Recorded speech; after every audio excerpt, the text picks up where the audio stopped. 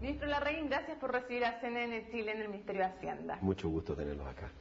A ver, ¿cómo calificaría usted este presupuesto? ¿Generoso, austero o insuficiente?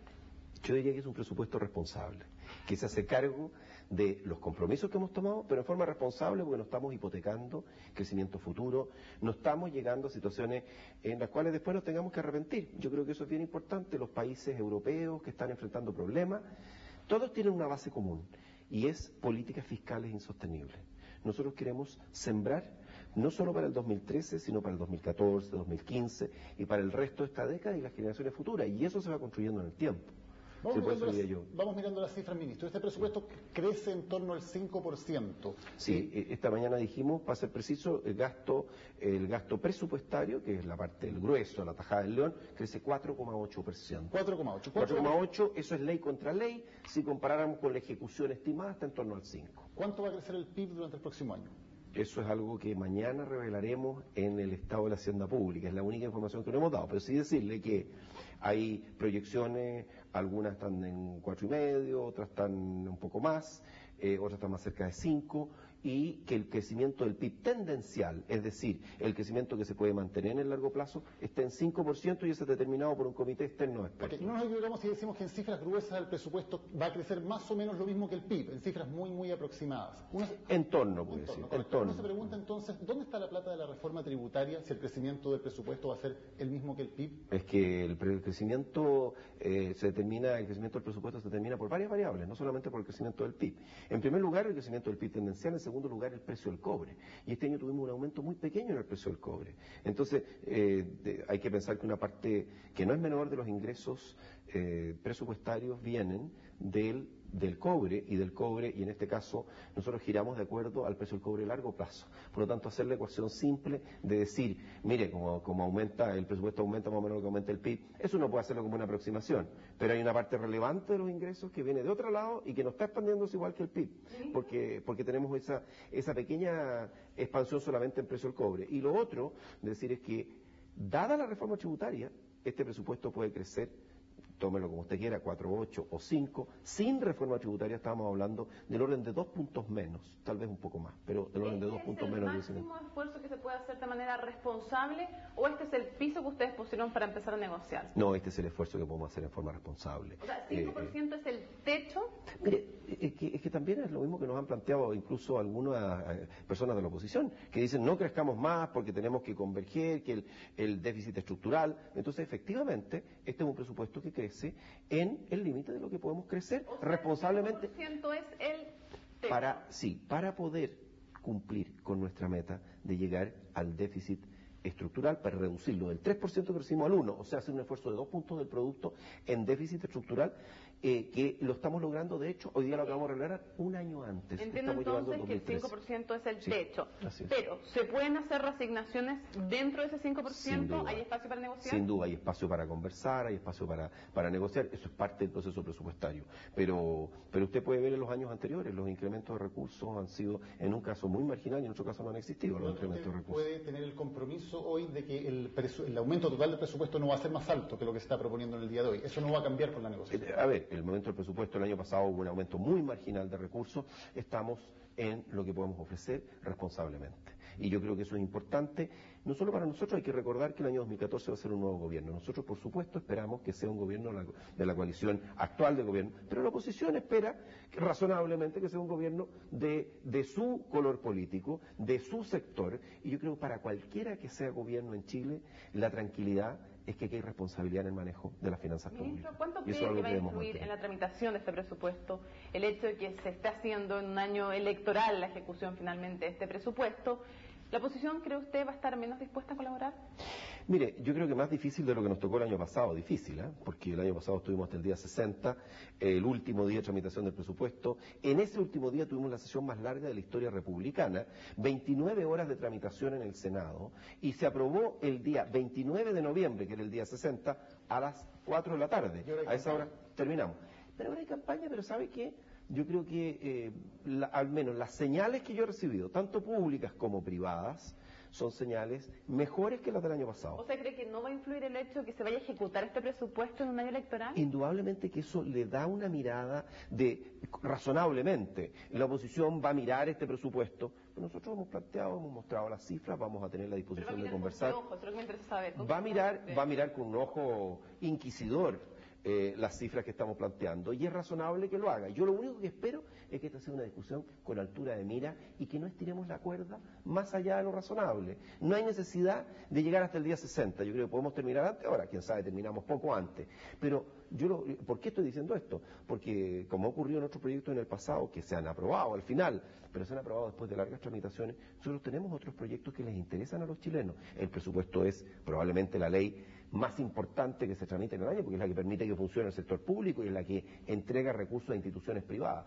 Pero ojalá que podamos también sacar adelante, tenemos 6 a 7 proyectos de ley y otros que vamos a presentar en discusión en el Congreso. La oposición ya ha cuestionado la ejecución del presupuesto en que estamos actualmente, del 2012. ¿Qué porcentaje del presupuesto se ha ejecutado hasta el día de hoy? El porcentaje de ejecución del presupuesto está completamente dentro del marco de lo razonable a estas alturas del año. Y hay que recordar dos cosas. Esta ejecución siempre está más concentrada en el segundo semestre y más hacia el final del año.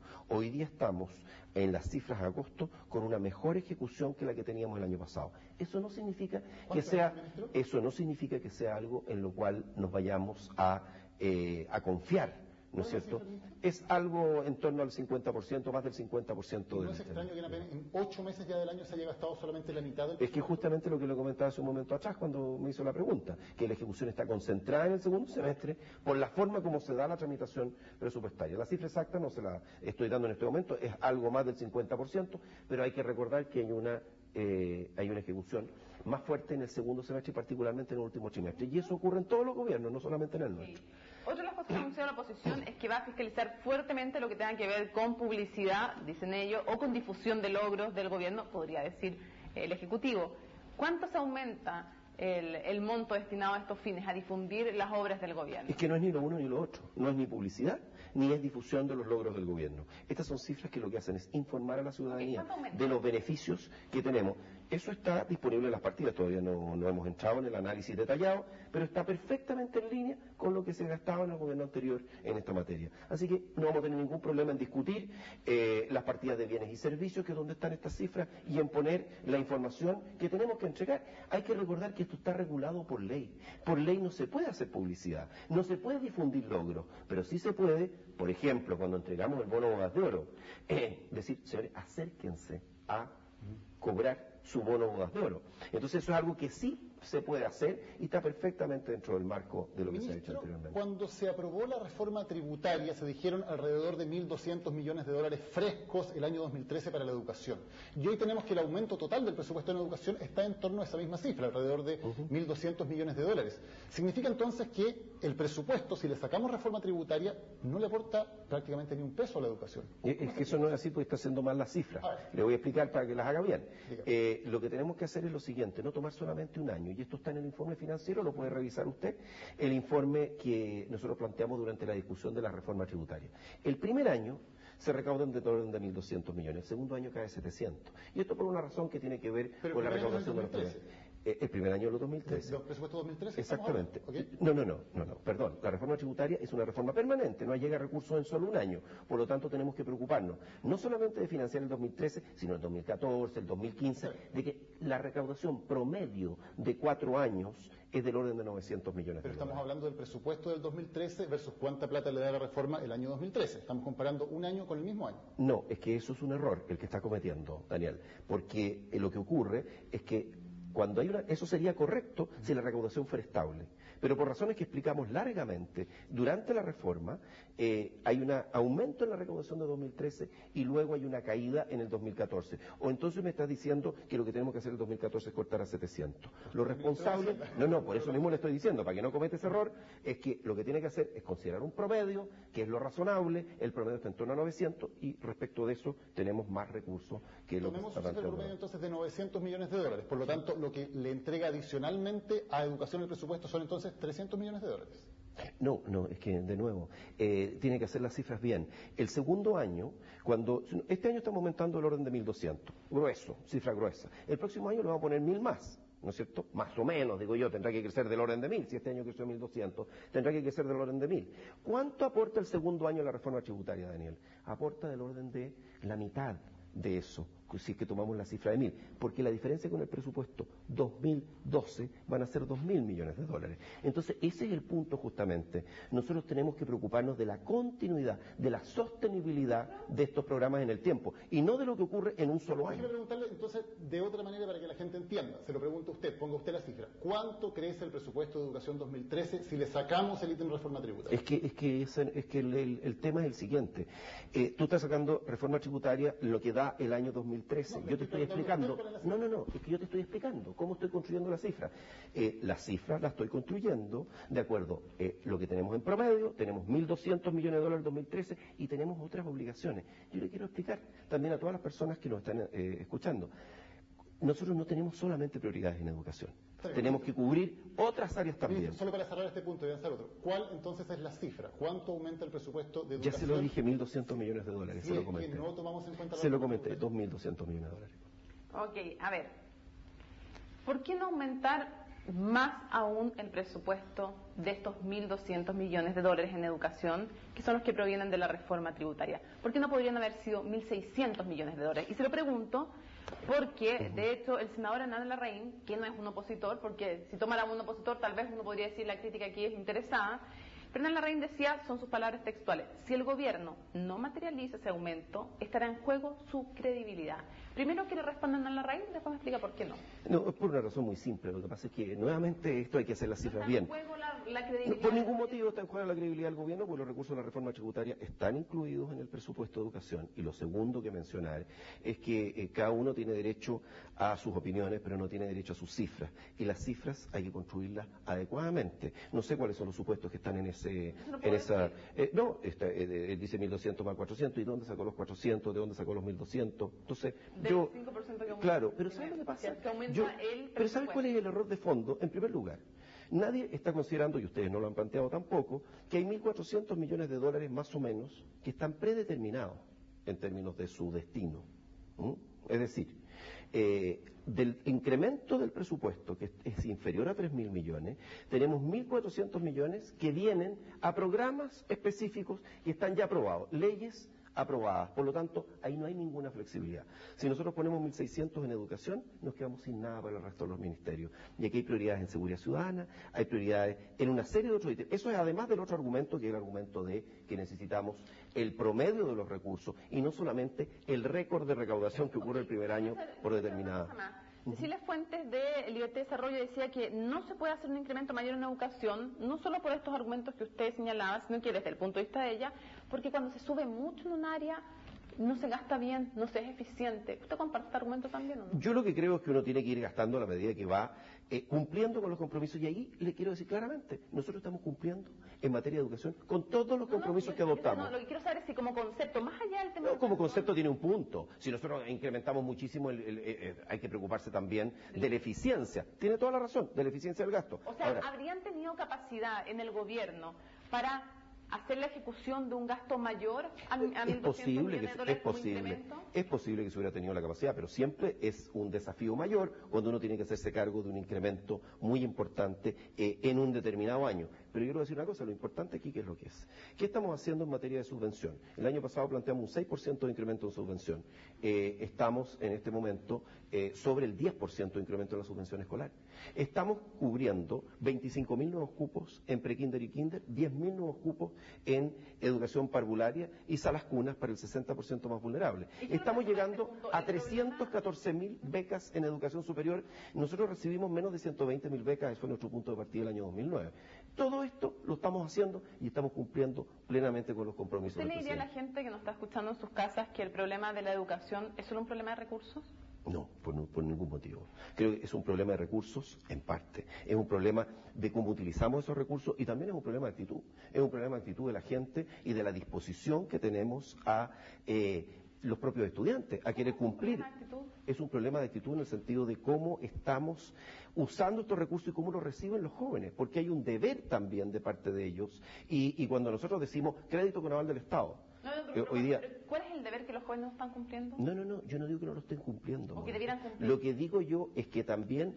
A ver, vamos de vuelta a tu pregunta. Tu pregunta ¿es solo un problema de recursos? Y yo te digo no, porque depende también... Yo puedo gastar todos los recursos y tiene que haber una disposición de aprovechar esos recursos. A eso es lo que voy. ¿Disposición hoy día? ¿Ah?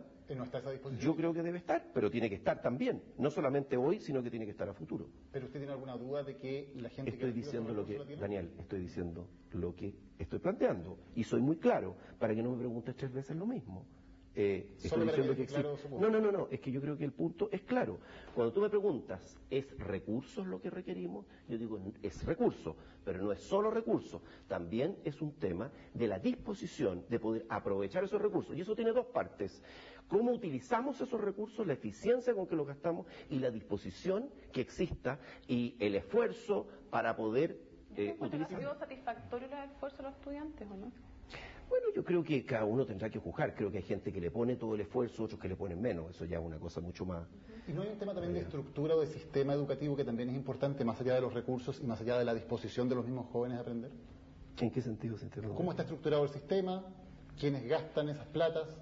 Si es un sistema público, si es un sistema privado, ¿no? Es que nosotros creemos en un Estado docente, una sociedad docente, no solo un Estado docente. Nosotros creemos en la libertad de elección, en apoyar a la libertad de elección de los padres, en apoyar a la educación pública, en apoyar a la educación particular subvencionada. Estamos aumentando la subvención y creemos que los que deben elegir al final son los padres. Entonces, creemos en este sistema mixto que existe, no creemos en un sistema puramente privado o un sistema puramente público. Para cerrar el tema de las platas de la educación, el senador Hernán Larraín ha hablado de que a él le gustaría un aumento del 15%. ¿Esa cifra es imposible? Impracticable. ¿Hasta cuánto podría llegar? Es lo que estamos planteando. ¿Ese es el máximo? Sí. Vamos a otros temas. Monseñor Alejandro Goit ayer dijo que el salario mínimo ético debiera ser de 300.000 pesos. Para usted, ¿cuál es un salario mínimo ético? Es que yo creo que aquí hay que diferenciar entre primero lo que es salario y lo que es ingreso. No, y esa es una conferencia, ético. Es que lo que pasa es que el ingreso, y lo estamos haciendo a través del ingreso ético familiar, porque ahí tenemos sí un ingreso ético familiar, complementar los ingresos del trabajo con otros ingresos para llegar... ¿Qué sueldo? Lo estoy hablando incluso... yo sé que es difícil, pero de salirse incluso el papel de ministro de Hacienda. Si usted le preguntaran en la calle en una encuesta, ¿cuál es un salario digno, ético, mínimo? Mire, Salario. No, es que ¿sabe lo que pasa? Que Pero yo no como puedo mínimo opinar, aceptable. es que el salario tiene una connotación de un efecto en el empleo.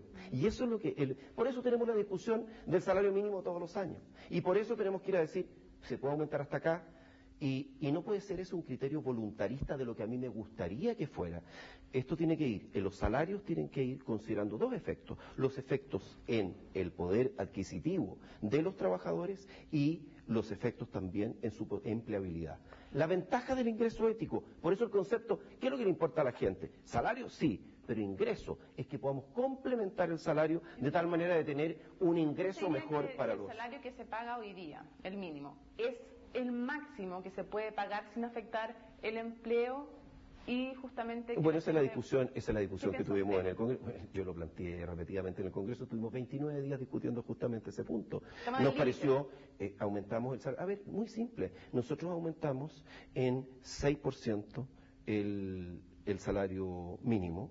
Esto es un 3,3% real, esto es 65% superior, a ver, momento, déjeme terminar, 65% superior al aumento promedio del gobierno de la presidenta Bachelet. Por lo tanto, a mí me parece que es un esfuerzo que es más del 50% mayor al que se hizo en el gobierno anterior, y yo supongo que en el gobierno anterior este esfuerzo se hizo en el límite de lo que era razonable también. Y todo de acuerdo, nosotros estamos creciendo al doble de lo que creció el gobierno anterior y podemos ser algo más generosos. Ministro, la Carta de los Obispos precisamente hace ese punto en diferenciar lo que se obtiene mediante, lo que un trabajador obtiene mediante sueldos y lo que obtiene mediante bonos. Y dice que se ha enfatizado demasiado el tema de entregar dinero mediante bonos y no de obtener sueldos que sean más dignos. ¿Qué responde usted a esa acotación que hacen los obispos? Muy simple, que creo que hay que diferenciar lo que es un bono que se entrega como un regalo y lo que es una transferencia condicionada, es decir, una transferencia que requiere una acción positiva de parte del que la recibe.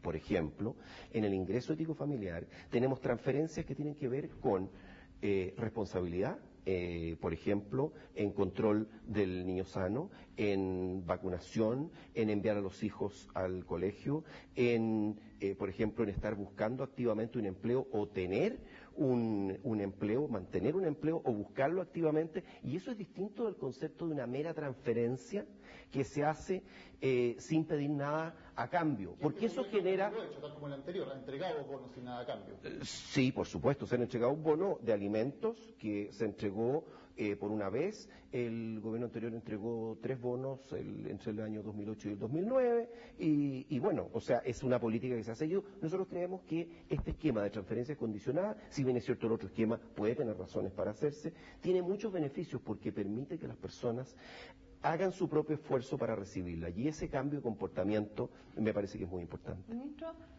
hablando del salario ético mínimo que proponía, Monseñor Alejandro Goit, él decía debe ser 300.000 pesos. Desde el punto de vista del ministro de Hacienda, ¿cree usted que las empresas en Chile están en condiciones de pagar un salario mínimo de 300.000 pesos sin afectar la empleabilidad?